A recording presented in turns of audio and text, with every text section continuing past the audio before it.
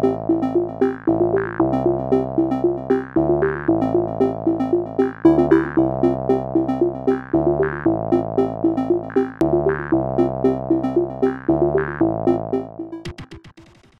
pessoal, esse é o programa Painel da Cidadania. Esse programa tem como objetivo contribuir para a formação da cultura cidadã. Você é nosso convidado para participar desse projeto e vamos conseguir transformar nossa democracia de apenas representativa para uma democracia participativa. Venha conosco. Essa semana a gente vai receber Júlio Miragaia. Júlio Miragaia é candidato a governador do Distrito Federal pelo Partido dos Trabalhadores. Júlio, seja muito bem-vindo ao nosso programa. Eu que agradeço o convite. Essas entrevistas está antecipando o nosso debate, que vai ser 30 de agosto, com todos os candidatos a governador, foram todos convidados, espaço igual e democrático para todos os candidatos. É algo, acho que inédito na televisão, que a televisão limita, as televisões comerciais limita a quantidade de candidatos que vão participar do debate. Perfeito. Júlio Miragaia é economista, doutor em desenvolvimento sustentável, tem 60 anos, é sempre na política, mas no backstage. A primeira vez vem candidato a governador do Distrito Federal pelo Distrito Federal. Como é que é isso, Júlio? Como é que é ser candidato pela primeira vez e logo candidato a governador do Distrito Federal? Na verdade, eu fui candidato no Rio de Janeiro, né? Eu sou nascido no Rio, vim para cá em 91 para 92, eu tinha sido candidato nas eleições de 90 a deputado federal no Rio de Janeiro, mas no período onde o PT era muito pequeno, né? Recém-nascido, né? Uhum. Então, foi uma candidatura mais na linha de construir o partido, né? Ainda processo de construção do partido no Rio de Janeiro, né? O PT naquela época não era... Em São Paulo já era mais forte, mas no Rio de Janeiro ainda no processo de construção. Depois vim para Brasília. Já no Rio de Janeiro, militava no movimento dos economistas, né, no Sindicato dos Economistas, Conselho Regional, e vindo para Brasília, continuei participando, fui presidente do Sindicato dos Economistas aqui do Distrito Federal, Conselho Regional de Economia, mais recentemente do Conselho Federal de Economia, que é a entidade máxima dos economistas, né, representativa aí dos 250 mil economistas brasileiros. E minha vida profissional no Ministério da Integração, né, fui presidente da Codeplan, mais recentemente diretor técnico do Sebrae, e sempre participando do PT, né, das reuniões, mas não alimentava uma expectativa de vir a disputar um cargo majoritário. Mas nessas eleições, talvez até mais em função de ter adquirido, né, tido a oportunidade de adquirir, seja na presidência da Codeplan, na verdade foram duas passagens, uma no governo Cristóvão, mais recentemente no governo Aguinaldo. Bastante, né? Os indicadores. Pois a gente teve aí também no Conselho de Economia, a gente começou a ter uma oportunidade de conhecer muito de perto a realidade econômica e social do Distrito Federal. E aí vários militantes do partido, dirigentes, parlamentares, entenderam que eu poderia ser um bom nome para essa disputa majoritária e estamos aí disputando. Entendo. Agora me diga uma coisa, Júlio. Como é que você vê o Distrito Federal nesse momento? O que você vê assim e o que você diria para os candidatos agora e qual o diferencial que você apresenta entre esses 10 candidatos a mais que tem aí disputando o mesmo cargo? Olha só, o Distrito Federal ele tem uma série de singularidades, mas são muitas. Primeiro, é uma sociedade nova, né? Na verdade, existia já, né, eram municípios de Goiás, né, Planaltina, Lusiânia, Formosa, parte desses municípios foi formando, mas somando o que estava hoje no território federal, não tinha 2 mil habitantes aqui. E hoje temos 3 milhões no quadrilátero, mais 1,5 milhão nesses municípios adjacentes, né, o que a gente chama de área metropolitana de Brasília. Então é uma sociedade muito nova, né? Também tem um peso muito grande do setor público, temos essa característica de sermos uma metrópole onde o núcleo faz parte de uma unidade federativa, que é o DF, e a periferia metropolitana faz parte de uma outra unidade federativa, onde as interações entre uma esfera e outra são dificultadas, porque são governos distintos. Não existe uma região metropolitana também, institucionalizada, né? Não, ela existe de fato, mas não está institucionalizada. Então tem uma série de problemas na área de transporte, no atendimento de saúde. Metade da população desses municípios trabalham, buscam emprego aqui no Distrito Federal. Essa é uma outra característica, né, do DF. São várias, né? Estou colocando as principais. Então, e tem essa questão de nós termos uma economia que é natural, né, muito dependente do setor público. Isso eu costumo dizer que vem para o bem e vem para o mal, né? Para o bem porque faz com que nós tenhamos aqui a maior renda per capita, o maior PIB per capita, mercado de consumo fabuloso, mas representa aí 53% da massa salarial, já representou 57%, 58%, são todos elementos positivos.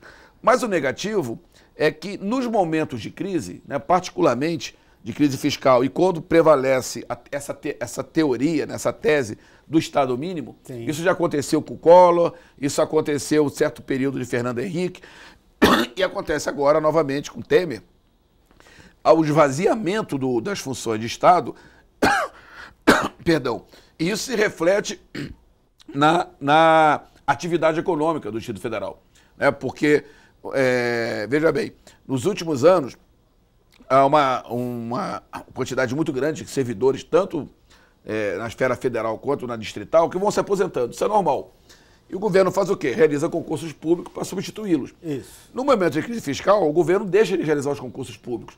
Então não há devida reposição, né? Então o contingente de servidores federais e distritais cai. Ao mesmo tempo, coincide com um processo de não reajuste dos salários. Obrigado. Não reajuste salários, não reposição, calote, né, no caso aqui do Distrito Federal. Então, a junção de uma queda no contingente de servidores públicos com uma queda, em termos reais, da remuneração, do rendimento, leva a uma queda da massa salarial. E no efeito dominó, isso afeta o comércio, o serviço, que depende muito da renda do servidor público. Então, nesses momentos de crise fiscal e de prevalência desse conceito de Estado mínimo, o Distrito Federal ele sofre demais, né? Aí o decréscimo do PIB que acontece no Brasil inteiro, aqui ele cai mais acentuadamente, a taxa de desemprego que cresce no Brasil inteiro, aqui ela cresce mais acentuadamente, a crise se manifesta aqui de forma mais intensa do que no resto do Brasil. Essa é uma característica do DF, né, por conta dessa dependência excessiva do setor público. Entendo. Agora, me diga uma coisa, uma campanha política, ela é bem cara. A gente sabe que ela é cara e vocês estão saindo sozinho, né? O PT está saindo com chapa pura para concorrer ao GDF. Uhum. E como é que vocês vão tentar driblar isso daí, principalmente na sua posição? Você nunca foi candidato eletivo aqui no Distrito Federal e é agora candidato a governador. Muitas pessoas conhecem você do movimento, foi presidente da Codeplan, é membro do Conselho, foi membro do Conselho Regional, do Conselho Federal de Economia, esteve sempre na mídia. Porém, muitas pessoas, aquela senhora que mora mais afastada, sim, na periferia, como é que vocês vão atingir esse público devido à limitação de recursos? Veja só, evidentemente que eu sou uma pessoa conhecida mais no meio acadêmico, né, profissional, universidade, então, claro que eu tenho que chegar no grande público, né? E, normalmente essas pessoas mais conhecidas são parlamentares, né? Isso, às vezes esse conhecimento não é nem muito positivo, né? Porque a pessoa é conhecida de uma forma negativa, né? Vamos ser claros aqui. Ninguém quer sair na foto com o Temer. Exatamente. É muito conhecido, mas é muito mal conhecido, né? Mal falado. Mas, e nesse caso, na política, essa coisa de que fale mal, mas fale de mim, não é bom negócio. Mas isso a gente supera por um trunfo muito importante que hoje tem o PT, que é o ex-presidente Lula, né? Uhum. O Lula tem uma força fabulosa no Brasil inteiro. E ele encarna hoje essa resistência do PT a todo esse projeto, né, de golpe que veio com golpe, né, de fazer passar as propostas neoliberais, que, na verdade, nas últimas 4 eleições, não passaram pelo crivo do eleitorado. Uhum. Isso é importante frisar. As propostas neoliberais de privatização, de redução dos gastos sociais, elas foram sucessivamente derrotadas por 4 vezes, né? 2 vezes por Lula, 2 vezes por Dilma. E aí eles deram o golpe, né, parlamentar, jurídico parlamentar, para exatamente fazer o que estão fazendo. Né? Exatamente. Lei da trabalhista, políticas previdenciária, neoliberais. as políticas neoliberais todas, corte de gastos sociais, privatização da Eletrobras, estão privatizando a Petrobras de forma fatiada. E o PT, a CUT, o Lula, são instrumentos de resistência que a população enxerga para que isso não possa prosperar. Não é à toa que o Lula, embora preso, mais de 4 meses preso, ele continua crescendo nas pesquisas. As pessoas continuam apostando, desejando que o Lula seja o candidato e o presidente da República. Entendo. E quem são essas pessoas? Principalmente a população de mais baixa renda, nas regiões mais pobres do Brasil e aqui do DF. Então, o que a gente tem que fazer aqui para superar esse meu desconhecimento, esse desconhecimento relativo, é exatamente me apresentar como candidato do PT e o candidato do presidente Lula para que o PT volte a governar Brasília. Né? A gente tem pesquisas realizadas pelo partido que mostra que estrutural, Sol Nascente, Santa Maria, São Sebastião, Lula está na frente, em alguns casos bem à frente. Né? Então, o nosso desafio é ter a competência para que a gente possa efetivamente possamos nos apresentar como o candidato e na vibe do Lula. E na vibe do Lula, da mesma forma. Inclusive, pesquisas já mostram que hoje o Haddad, sendo candidato do Lula, já está em segundo lugar. Né? Já está com o pé no segundo turno. Embora, Rossi, eu prefiro não contar com essa possibilidade. Né? Na verdade, a gente sabe que alguns meios de comunicação têm colocado muito isso, mas hoje o PT tem registrado o presidente Lula. Isso não é só uma questão, às vezes as pessoas colocam assim, mas é um capricho. Nem simbólica, nem. Não é simbólico, é porque a população quer o Lula, a população quer o Lula, tá certo? Durante o período do governo Lula, os 8 anos, foram vários projetos sociais e a população é saudosa desse período. O Brasil era um país próspero, com um nível de emprego muito elevado, a valorização do salário mínimo, uma série de benefícios, programas sociais, diversos programas sociais. Então a população quer o Lula, ela não quer outro candidato, mesmo que seja do PT. É claro que se porventura houver uma pugnação da candidatura do Lula, um impedimento total, e eu creio que o mercado financeiro, junto com a grande mídia, junto com esse judiciário partidarizado, eles vão fazer tudo para impedir que o Lula seja candidato. Né? Porque eles sabem que candidato Lula é eleito, né? Eles não tem dúvida disso. Mas nós vamos insistir com a candidatura do Lula em defesa da democracia. Nós defendemos a democracia e o direito. Lula é condenado sem crime e sem prova. Lula é um preso político. Né? E a gente não vai aceitar uma coisa dessa natureza. Né? A história está cansada de registrar, né, coisas desse tipo. Nelson Mandela foi preso, condenado e preso de uma forma injusta, saiu da prisão, presidente da África do Sul. Mahatma Gandhi, mesma coisa, né, preso pelo exército colonial inglês, saiu da prisão, chefe de Estado indiano. Né, e a gente tem convicção de que Lula vai superar isso, com a força do povo, ele vai ter direito à candidatura e vamos levá-lo de volta ao Palácio do Planalto. Lembrando que você de casa pode participar conosco através do website paineldacidadania.com.br ou através das nossas redes sociais, YouTube, Facebook, são todas Painel da Cidadania.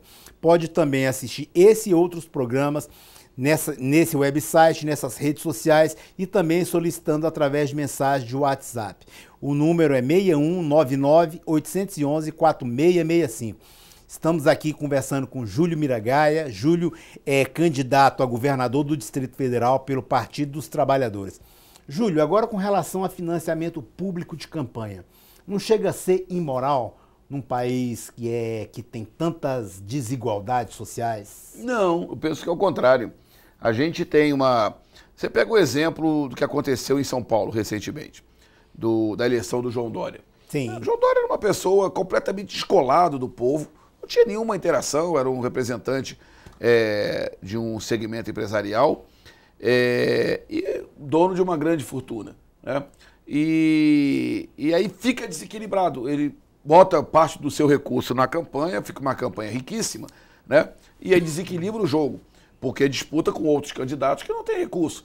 Então, eu acho que o financiamento público ele é correto. Se a gente considerar o que é... As pessoas falam, não, mas o fundo eleitoral de, se não me engano, 1 bilhão e 500 milhões, 1 bilhão e 700. Isso.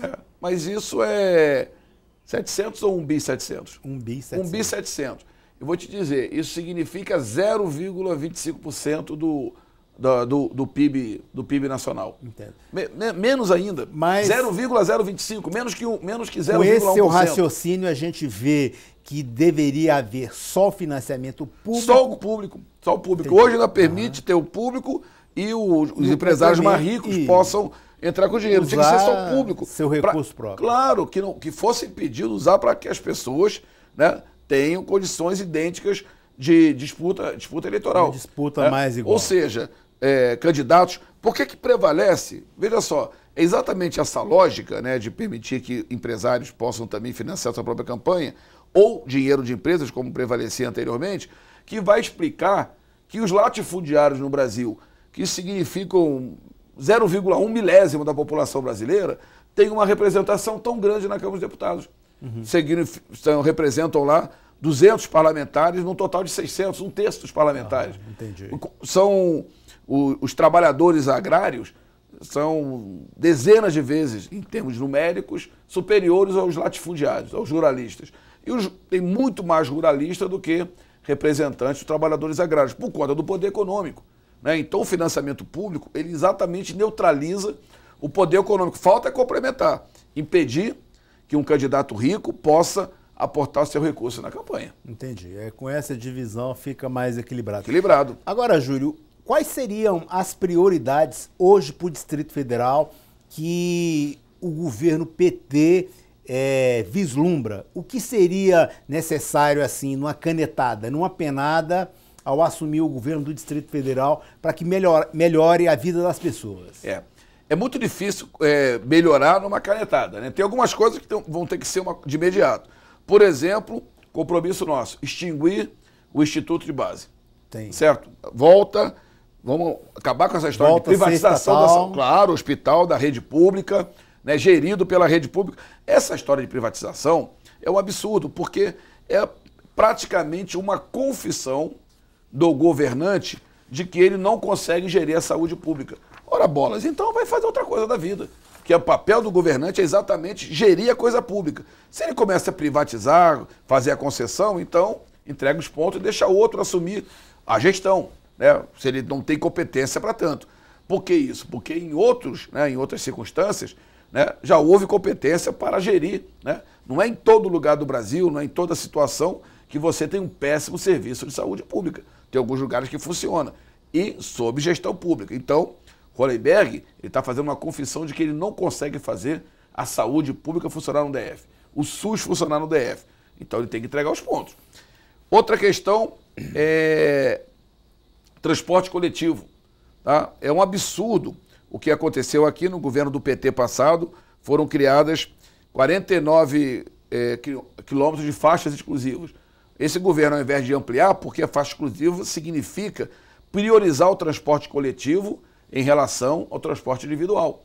E é normal que seja assim, porque 70% da população se locomove de ônibus e de uma forma extremamente desconfortável, muitos transitando, viajando em pé. E, então, quando você cria a faixa exclusiva, você permite uma velocidade maior dos coletivos, né? E o Hollenberg fez o contrário. Ao invés de criar mais faixas exclusivas, ele retirou 4 quilômetros do final da PNB. Também tem medidas emergenciais na área da saúde, né? Já falei do hospital de base, temos também a questão da saúde da família. A gente tem um problema seríssimo, que as equipes estão incompletas. Não adianta ficar ampliando as equipes com equipes incompletas que não prestam serviço, né, às pessoas.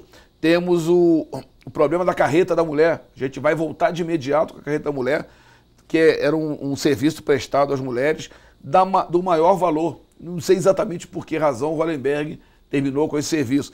São várias ações que viriam numa canetada, tá certo? Cumprir o reajuste dos servidores públicos. Tem recursos.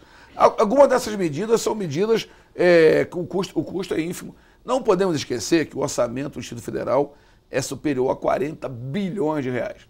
Se a gente divide isso pela população do Distrito Federal, de 3 milhões de habitantes, isso dá algo em torno de 13 a 14 mil reais por habitante. Não tem canto nenhum do Brasil que tenha um orçamento desse tamanho.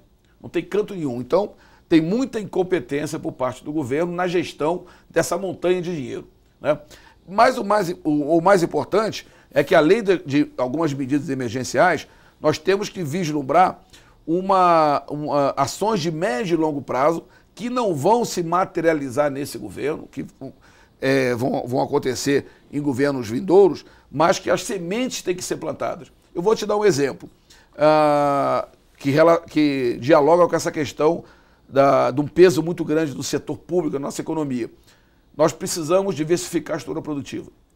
O Distrito Federal tem tudo para atrair investimentos na atividade industrial. Quando eu falo de indústria, não é aquela chaminé, exalando fumaça. Como que você vai trazer essas indústrias? Você tem que oferecer benefícios fiscais? Não são os benefícios fiscais. Essa foi a estratégia do Hollenberg, que não deu em nada. Porque ele conseguiu, no Senado, equalizar as condições de incentivo que os demais estados davam, né? O DF passou a dar. Perfeito. Qual passa a ser o diferencial? A infraestrutura. Se eu tenho condições de incentivos iguais, vai ser infraestrutura. Se eu comparo o Distrito Federal com uma grande cidade de Santa Catarina, de São Paulo, do Rio Grande do Sul, do Paraná, não tem como comparar. A logística de transporte, a energia, a mão de obra qualificada, a gente deve em tudo.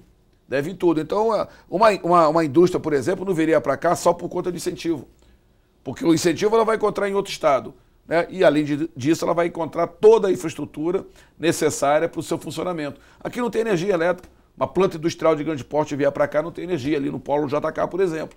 Então, temos que dotar o DF e a área metropolitana, isso é importante, tem que ser uma ação integrada com a área metropolitana, também direcionar investimentos para essa região, porque isso também é benéfico para o Distrito Federal.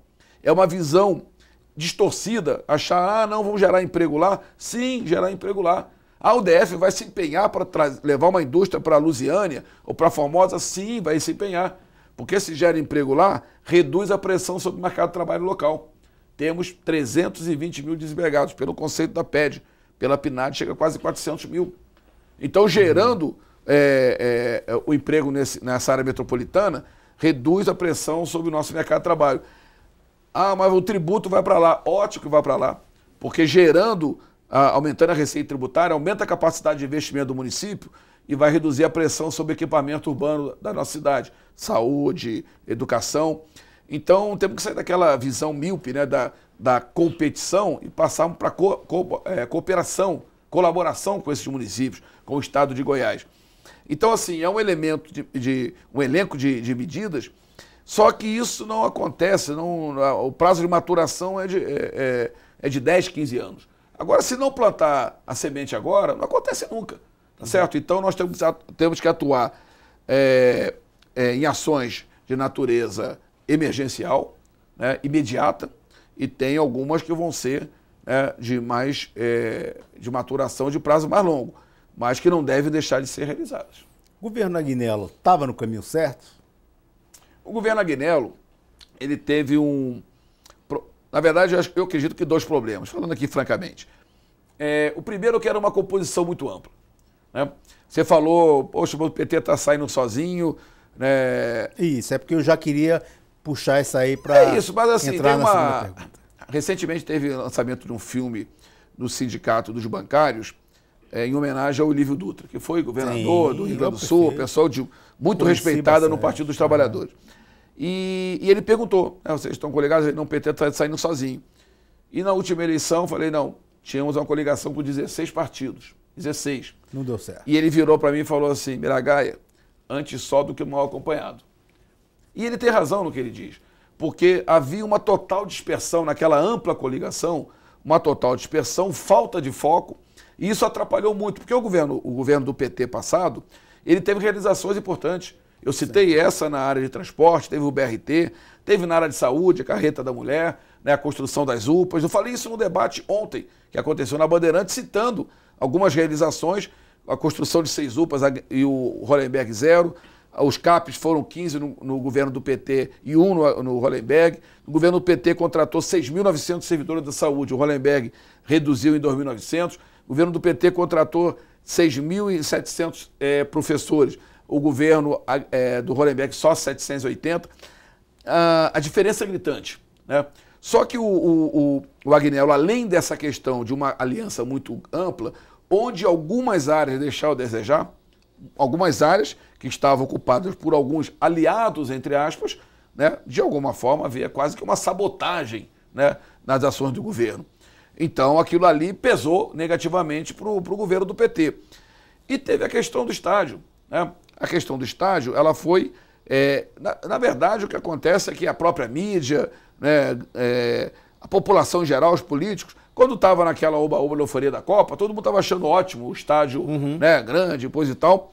Eu particularmente, tinha muita reserva, né? Eu acho que foi um erro. Se eu fosse governador, eu tenho dito isso, se eu fosse governador na época, não faria um estádio para 75 mil pessoas. 45, faria um estádio, né? Um estádio era o mínimo para a Copa. O que a FIFA exige é um estádio dessa dimensão para jogo de abertura e jogo de encerramento. Foi agora na Rússia, né? São Petersburgo abriu, Moscou fechou. E na Copa do Brasil, estava claro que quem encerraria seria o Maracanã, né? O estádio mais famoso do mundo, impensável fazer a final da Copa no Brasil sem ser o Maracanã. E era óbvio que o jogo de abertura seria em São Paulo. É a principal unidade da federação em termos econômicos. Né? O peso político de São Paulo é muito maior do que o de Brasília. Então achar que o jogo inaugural poderia ser em Brasília foi um erro político. Né? E aí houve um super dimensionamento. No início, no oba-oba, na euforia, todo mundo, ninguém criticou. Mas depois, meu amigo, do 7-1, tá certo? Aí a coisa... talvez se o Brasil tivesse ganho a Copa, essa visão negativa do estádio, talvez não tivesse acontecido. Mas aí o Brasil, né, caiu, e tomando de 7. E lembre, né? Foi lá no final de julho, né? Estava começando a campanha eleitoral. Exato. Né? E aí ficou aquela imagem e tal, elefante branco.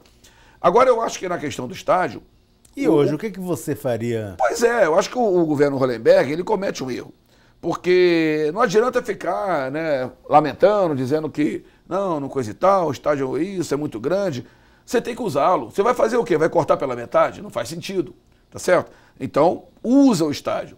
Né? Pode usar para atividades não somente esportivas, mas trazer shows musicais, ele tem uma boa acústica, pode fazer shows populares.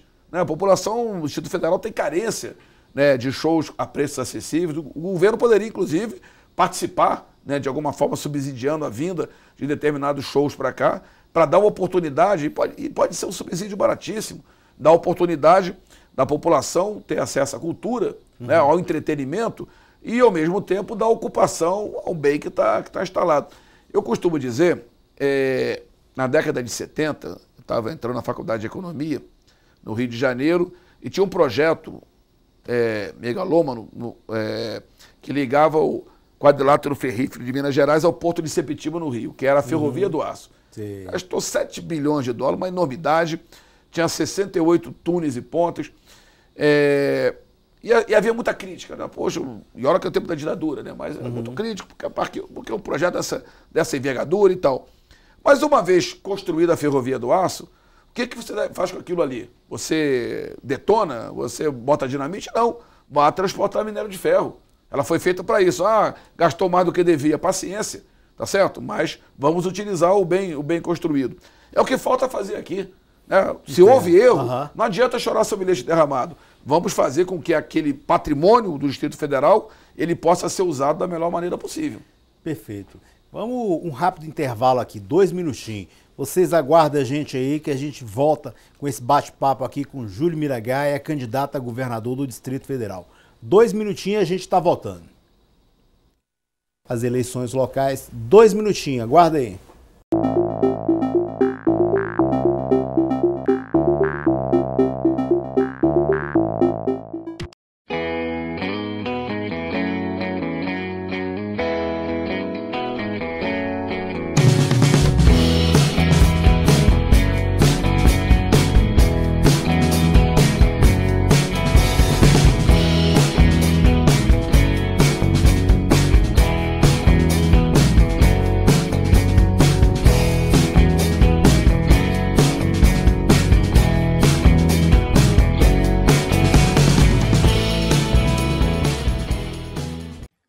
pessoal, esse é o programa Painel da Cidadania.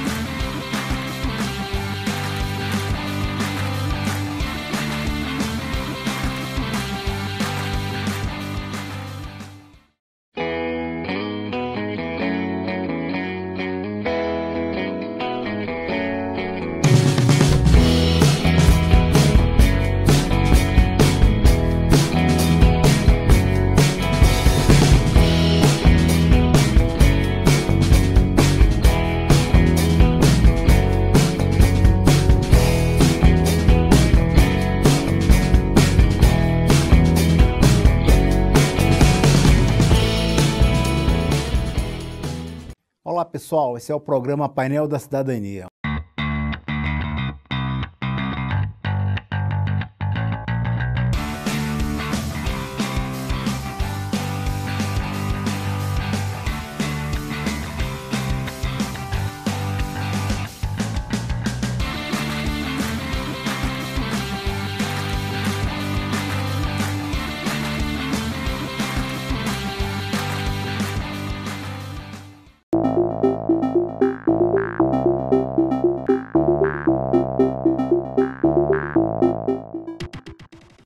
Bem, pessoal, estamos de volta aqui com Júlio Miragaia, ele é economista e candidato a governador pelo Distrito Federal. Júlio, a gente estava falando agora com relação à coligação partidária. Você falou que o governo Agnello tinha uma composição muito grande. Hoje vocês saem sozinhos. E me diga uma coisa, caso vocês vão para o segundo turno, como é que vai ser? Vocês vão coligar com alguém? E caso vocês não vão para o segundo turno, me diga uma coisa, como é que vocês pretendem apoiar alguém desses outros 10 candidatos que tem aí? A gente trabalha com a hipótese de segundo turno, né? Certo. Embora a gente esteja hoje com um patamar nas pesquisas aí ainda baixo, mas a gente vem crescendo. Certo. A nossa candidatura vem crescendo e à medida que a gente tem colocado mais a campanha na rua, a campanha na verdade começou agora, né? A gente tem a expectativa, particularmente com a grande força representada pelo PT e pelo presidente Lula aqui em Brasília, a gente tem expectativa de estar já no bolo, né, nos próximos 15, 20 dias, né? No pelotão da frente, vamos chamar assim. Isso. Então, e aí nesse caso, a gente, se porventura vencer as eleições aqui para o Distrito Federal, a gente vai ter que buscar nossos aliados para governar a cidade. Vamos ter que buscar aliados para o segundo turno e depois para governar a cidade. O campo de aliança hoje do PT, ele está muito limitado aos partidos mais progressistas, aos partidos de esquerda. Eu colocaria nesse campo o PCdoB, que é um aliado tradicional, temos o PSOL, né, que tem também tem sido extremamente solidário, né, nessa luta pela libertação do presidente Lula. Temos o PDT, são todos partidos que votaram contra o impeachment, votaram contra a reforma trabalhista, são contrários a essa reforma da Previdência proposta, votaram contra a emenda constitucional 95, né, partidos também de menor dimensão, como o PCO, e eu diria que alguns setores do PSB, né? A gente tem setores do PSB, é o partido do governador aqui, mas o Hollenberg hoje está na direita do PSB, né? Hollenberg apoiou o Aécio Neves, Hollenberg apoiou a reforma trabalhista, né? Emenda constitucional 95, então, mas tem setores do PSB que se colocam numa posição totalmente distinta, né? O governador da Paraíba, né? O Capiberibe lá do Amapá, setores no Rio de Janeiro e diversos estados. PSB nacional em si? Alguns setores do PSB nacional, né, não todo, né, mas na direção nacional tem setores que se colocam, inclusive, né, juntamente com a candidatura Lula. Então a gente pensa em fazer esse movimento aqui em Brasília, procurar esses partidos, né, evidentemente que o PSB não é o caso, para que a gente possa disputar o segundo turno provavelmente contra uma candidatura de direita, né? A direita hoje aqui está fragmentada em várias candidaturas, mas a gente tem expectativa de que possamos ir ao segundo turno, acreditamos nisso, representando a esquerda que sempre teve uma força tradicional no Distrito Federal. E nós achamos que podemos ser essa representação da esquerda. O Hollenberg, embora ele se reivindique de esquerda, isso não corresponde à realidade, né? Eu citei aí a participação dele apoiando o impeachment da Dilma, né, o voto no Aécio. O Hollenberg faz um governo liberal aqui no Distrito Federal, um governo neoliberal com privatização da saúde. Então, a população vai perceber, né, que não é uma opção de esquerda, né, e a gente acredita que a escolha da população como opção de esquerda vai ser a candidatura do PT. Perfeito. Agora, Júlio, uma proposta do governo Júlio Miragaia do PT no Distrito Federal. O que faria aqui na educação? A educação aqui não está boa, está boa? No Brasil inteiro precisa melhorar. Sim. Né? Temos um problema de qualidade do ensino no Brasil, que é um problema, não é de hoje, né? Evidentemente que não é desse governo, e que precisa melhorar e precisa receber mais investimentos. Isso é contraditório com a política do governo federal, né? Do impostor Temer, né? É presidente, mas é presidente legítimo, né? Foi alçado essa condição através de um golpe. E que, inclusive, alguns candidatos aqui no Distrito Federal, no Congresso Nacional, o apoiam, né? Todas essas medidas que eu citei, da Emenda Constitucional 95, por exemplo, que fere de morte os recursos para educação e saúde, tiveram o apoio de 2 deputados federais que são candidatos aqui, né? O Rogério Rosso e o Roberto Fraga. Isso tem que ser dito. Aqui eles prometem mundos e fundos, mas lá no Congresso Nacional votaram junto com o Temer. Então, a nossa perspectiva é que essa reforma, essa emenda constitucional, ela seja revogada. O compromisso do presidente Lula é de revogar, de convocar uma Assembleia Nacional Constituinte para revogar todo esse conjunto de medidas neoliberais de Temer, reforma trabalhista, lei da terceirização, a EC 95, para que efetivamente o Brasil tenha condições não só de voltar a crescer, mas crescer incluindo novamente a população que voltou a ser excluída e distribuindo a renda, né, que é fortemente concentrada no Brasil. E aí os efeitos para o Distrito Federal vão ser extremamente positivos, inclusive para a educação. Com a Emenda Constitucional 95, não tem saída para a educação em canto nenhum. É só ver a situação da UNB aqui, está ao nosso lado. Uma crise absurda. Ah, mas não é a UNB, é todas as universidades federais. Todas. Porque a tesoura veio, né, tem dinheiro para subsídios, tem dinheiro para pagamento de juros da dívida pública, aí não há corte, mas há corte nos gastos sociais. Né? E a educação tem sido uma vítima frequente desses sucessivos cortes. E me diga uma coisa, com esse Congresso que está aí, uma constituinte agora, não seria, assim, um tiro no pé? Não, tem que ser uma constituinte exclusiva. Né? O presidente Lula assumindo e convocaria uma constituinte exclusiva, seriam eleitos deputados, né, para elaborar, né, as regras que vão vigir no país nos próximos anos. Perfeito. Certo? Então, a gente tem uma Constituição que vem já de 30 anos, incompleta, né, muita coisa não foi regulamentada, e muita coisa foi regulamentada de forma equivocada. Né? Então, a gente precisa de uma Constituinte que possa efetivamente passar o país a limpo. E, evidentemente, que não pode ser com esses congressistas. Tem que ser com congressistas eleitos exclusivamente para reescrever a Constituição brasileira. E agora, falando especificamente para a educação, o que a gente pode esperar do governo do PT para, no início de 2019, começar uma proposta para melhorar a educação, aqui no Distrito Federal especificamente? Eu acho que algumas medidas, elas são medidas pontuais.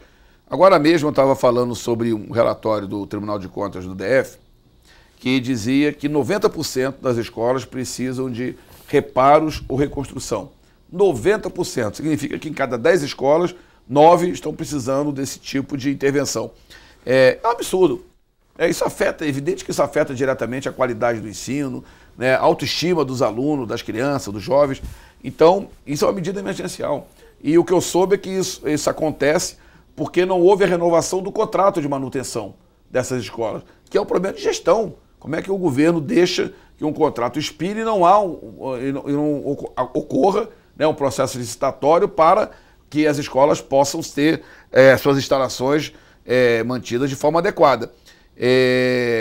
Repito, não é um problema de recurso, né? O recurso pequeno, às vezes são obras de pequeno valor, né? E que o governo não logrou fazer. Poderia criar uma espécie de autonomia para as escolas? Poderia descentralizar, né? Descentralizar esse recurso e possibilitar que o próprio diretor da escola possa efetuar essas pequenas obras. E às vezes até utilizando mão de obra local, né? Às vezes a burocratização excessiva leva ao impedimento de uma resolução da coisa, né, no curtíssimo espaço de tempo. Se contrata um pedreiro ali, se contrata um eletricista e tal, está resolvido o problema, R$300, R$200, mas fica um processo burocrático levando a uma situação dessa natureza. Tem o problema das creches, né? Brasília tem uma fila imensa da população precisando de creche, né? O governo Agnello, ele contratou 50 creches, 25 ele conseguiu, 52, 25 ele conseguiu inaugurar durante o seu governo, e as demais já tinham sido contratadas e iniciadas as obras, né? O Hollenberg se vangloria de ter inaugurado 27, mas todas elas, todas contratadas e iniciadas ainda no governo do PT. Mas ainda um déficit enorme de creche. E é importante frisar que a creche não prejudica só aquela mãe que precisa trabalhar e deixar a sua criança, né, com um bom atendimento.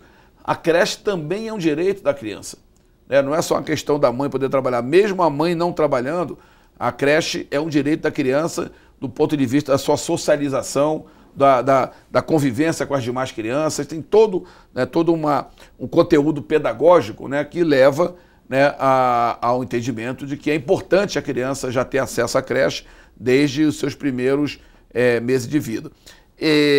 Temos também um problema no ensino superior. Há uma demanda pela criação de uma universidade pública do Distrito Federal, uma universidade distrital. A UNB, evidentemente, que não supre a necessidade de acesso à escola pública. Temos uma enormidade, né, de escolas privadas aqui em Brasília e os alunos tendo um custo enorme, até porque os programas que facilitavam esse acesso, como o FIES, né, o ProUni, eles estão, de alguma forma, debilitados, né? Desidratados, foram desidratados, como todos os outros, Minha Casa Minha Vida, né, o próprio Bolsa Família, então, Mais Médicos. O governo, cortando os gastos, vai cada vez mais desidratando esses programas. Então, precisamos de uma universidade distrital.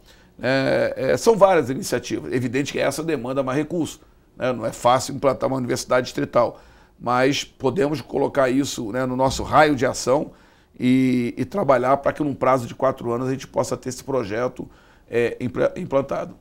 Agora, Júlio, no início da conversa, a gente falou um pouco sobre a mobilidade. Você falou em relação aos corredores exclusivos para ônibus, deveria ampliar a quilometragem. Os corredores e as faixas exclusivas. Isso. E as faixas exclusivas. E agora, me diga uma coisa, e com relação ao transporte sobre trilhos, no caso do metrô, criação de novos modais do transporte público? As principais cidades, né, as metrópoles do mundo, o transporte público, né, ele tem no transporte sobre trilho a sua sustentação maior, né, porque é o transporte de massa, né, e tem mais vantagens em relação ao transporte de ônibus, né, não é poluente, há um conforto maior, tem uma maior velocidade. Claro que a implantação, né, do metrô é um investimento muito caro, né? Depende de recursos federais. Metro linear, né, comparado a outro. É muito caro. Eu sou muito simpático ao trem, né, ao trem urbano. Eu sou do Rio de Janeiro, andei muito de trem no Rio de Janeiro, né, e o custo de ampliação do trem suburbano, né, urbano e suburbano, é muito mais baixo do que do metrô. É um investimento pesado. Agora mesmo tem o projeto da implantação do metrô para a Asa Norte. Nesse caso tem que ser metrô mesmo, não tem como instalar o trem de superfície, mas eu acho que a gente tem que pensar mais em instalação de trem de superfície no Distrito Federal. Temos grandes espaços desocupados. Comparado ao metrô, o trem de superfície é muito mais barato, e tem a mesma eficiência. Né? São Paulo, por exemplo, tem uma utilização muito intensa, né, do sistema ferroviário, né, para passageiro. Rio de Janeiro também. Então, acho que aqui em Brasília poderíamos pensar em alternativas dessa natureza, por exemplo, levar um trem para a região Nordeste, né, envolvendo Sobradinho, Planaltina, por que não? Né? Por que não? Então, são coisas dessa natureza que a gente tem que pensar, né, estudar e ver as possibilidades de implantação desses projetos. Entendo. Uhum. Agora me diga uma coisa, a gente fala nessas mudanças, na implicação de tudo isso daí. Me diga uma coisa, existe a possibilidade de fazer uma discussão com a sociedade antes de implementar, para ouvi-las, receber sugestão? Como que é isso? Porque o governo... Rócio, a tradição do PT é uma tradição de diálogo com a sociedade. Perfeito. O PT implantou o orçamento participativo, o PT sempre fortaleceu os conselhos, né, da saúde, da educação, as conferências, né, é tudo projeto do PT.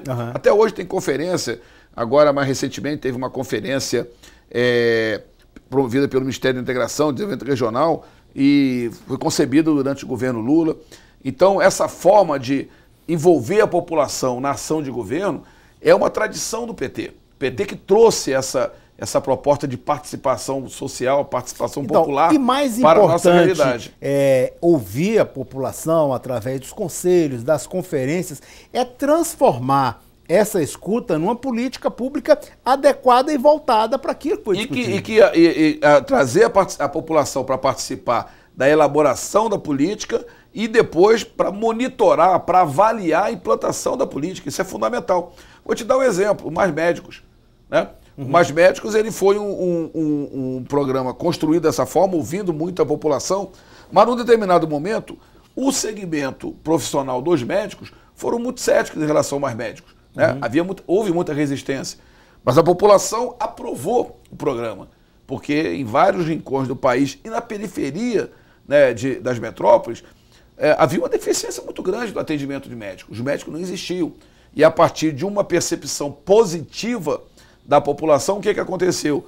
Começou a haver um processo gradativo de substituição dos médicos cubanos por médicos brasileiros.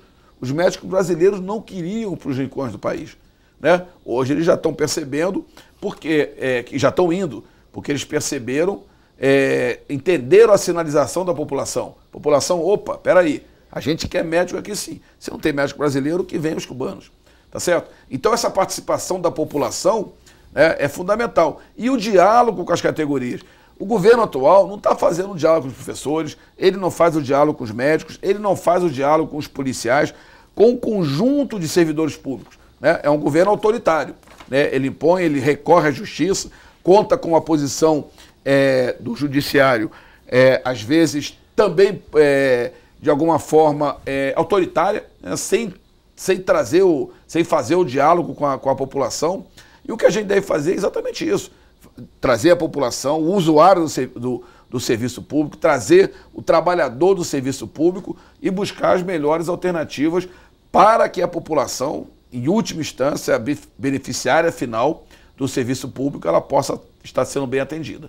Agora, Júlio, em relação à segurança, eu faço algumas perguntas assim, porque esses são os assuntos mais debatidos na sociedade. O pessoal fala saúde, educação, segurança, transporte. Esses são os 4 pontos que as pessoas mais precisam e mais discutem. Inclusive com relação à geração de emprego. Agora, a segurança, me diga uma coisa, alguma proposta, algo diferenciado do que já se foi colocado até hoje aqui no Distrito Federal?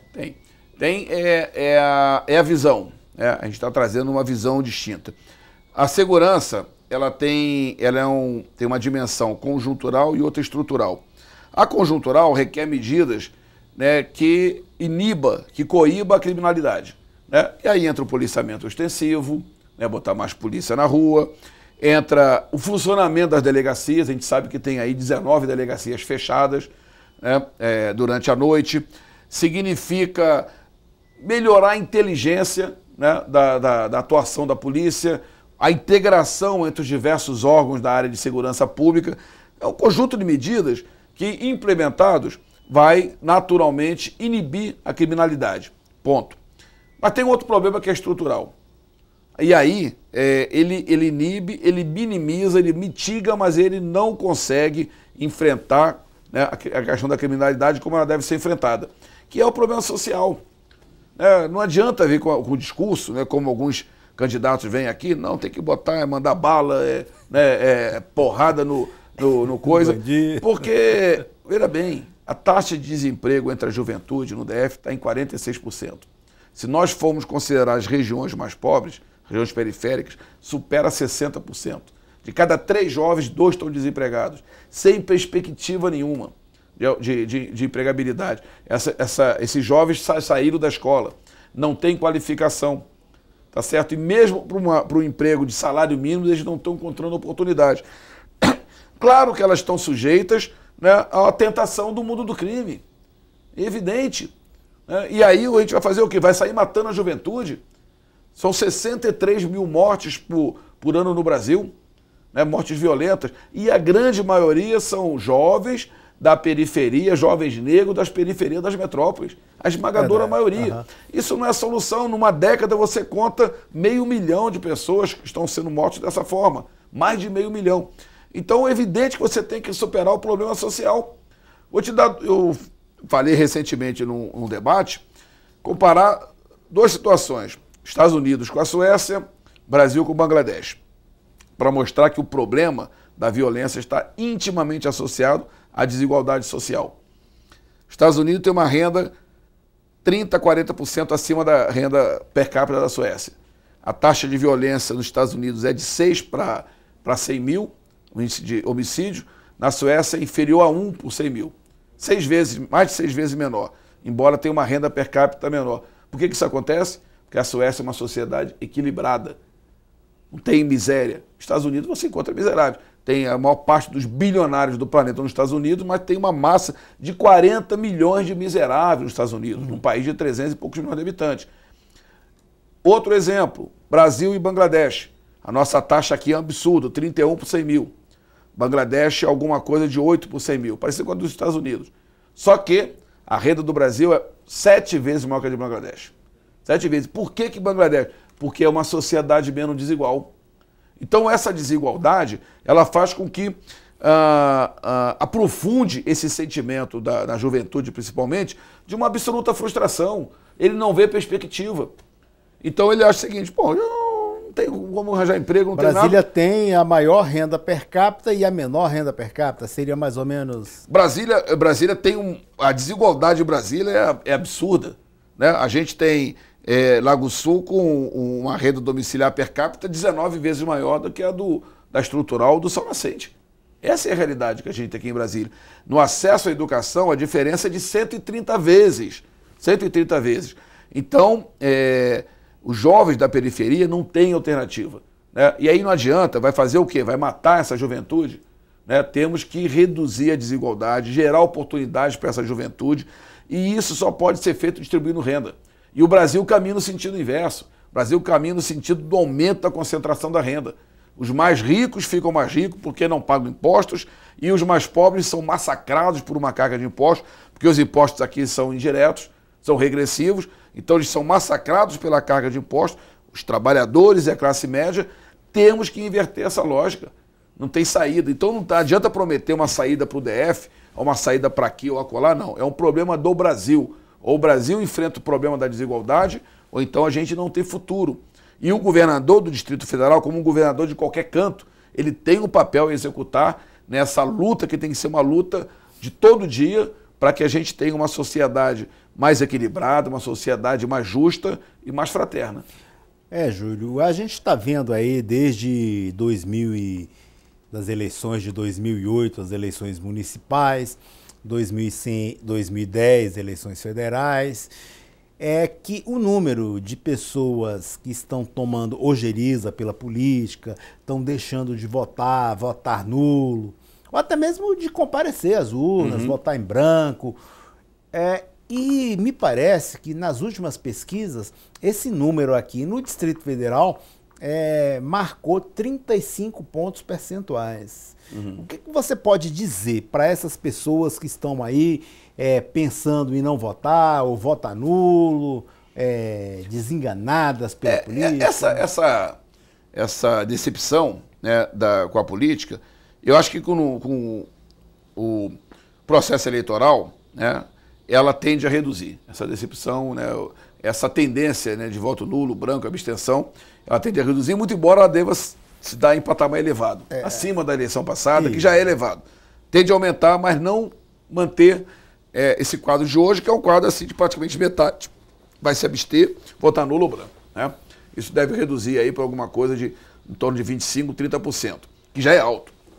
Muito alto. Mas o que acontece é que a população ela não está devidamente informada, né, ou não tomou a dimensão de que não há saída fora da política.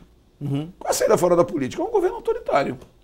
Tá certo? É a ditadura que a gente já teve aqui, tem até deputados aí, né, a presidência da República que defende, né, a volta da ditadura, são saudosos da ditadura, né, e dizem que não tinha corrupção. Tinha corrupção.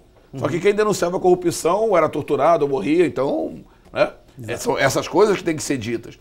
Então, tinha ineficiência, tinha uma concentração de renda absurda, o salário mínimo era uma coisa miserável. Eu lembro disso, que eu participei, peguei o final da ditadura nos anos 70.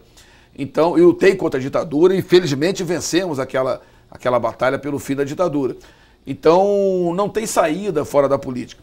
Mas essa questão de desacreditar a política, demonizar a política, é uma coisa que é encomendada. Interessa alguém. Quando uma coisa é encomendada, começa a ser muito dita, não, realmente a política está uma droga, ninguém presta, interessa ao mercado financeiro. O mercado financeiro tem um amor por essa situação, morre de amor por uma situação onde a população inteira despreza a política. Deve ser a situação dos sonhos. Porque não tendo a política, as regras que prevalecem são as regras do mercado. E as regras dos mercados são implacáveis. São implacáveis, porque aí não há contestação, né? O mercado age do jeito que ele quer. Temos situações, né, onde alguns países onde o mercado opera, digamos assim, mais à vontade do que no Brasil, onde a concentração de renda chega a ser maior do que aqui no Brasil, porque a lógica é essa. Quando você não tem a política, né, e a manifestação da sociedade pressionando, né, as autoridades para que os interesses da população possam, de alguma forma, se materializar, mesmo que de forma limitada, o que vai prevalecer é o mercado dando as cartas de uma forma completa. E aí, meu amigo, não tem sociedade, né, minimamente equilibrada, minimamente saudável, né? Então, é importante a população ter essa percepção de que temos que trabalhar, sim, né, para que haja participação social, a saída é por aí. Participação social, avaliação das políticas públicas, mobilização da população no sentido de cobrar os seus interesses. Isso tem que acontecer. Pensar muito bem quem está elegendo, né, quem tem propostas demagógicas e quem efetivamente quer construir uma sociedade mais equilibrada. É essa discussão que tem que ser feita. Perfeito. Bem, pessoal, a gente está aqui conversando com o Júlio Miragaia, candidato a governador do Distrito Federal, numa série de entrevistas, debate, análise política relativa às eleições de 2018. No dia 30 de agosto, aqui na TV Comunitária, vamos fazer um debate com todos os candidatos a governador do Distrito Federal. Sua audiência, sua participação é muito importante, exibida através do canal 12 da NET e na página do Facebook da TV Comunitária. Facebook/TVCom DF, TVCom DF. E lembrando que você pode assistir esse e outros programas através do nosso website paineldacidadania.com.br, através das nossas redes sociais, são todas Painel da Cidadania, e solicitando através de mensagem de WhatsApp, 6199-811-4665. Júlio, a gente está chegando ao fim. Eu queria que você falasse um pouco desses projetos aí, e fizesse suas considerações finais. Como é que você quer se referir ao povo, propondo mudanças e propondo repensar a sua forma de votar e mostrando que você tem uma proposta para o Distrito Federal? A nossa candidatura é uma candidatura que está colocada para que o Partido dos Trabalhadores volte a governar Brasília. O PT ele tem uma proposta para o país, ele tem uma proposta para cada um dos estados do Brasil. Nos últimos anos, o PT vem sendo massacrado pela grande mídia. Massacrado pela grande mídia. O presidente Lula está preso lá em Curitiba, de uma forma arbitrária. É um preso político. Ele é um preso político, ele está sequestrado.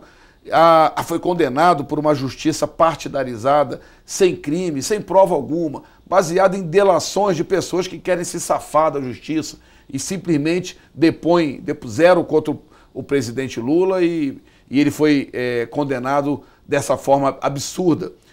Mas isso acontece exatamente porque o PT tem proposta para a sociedade brasileira.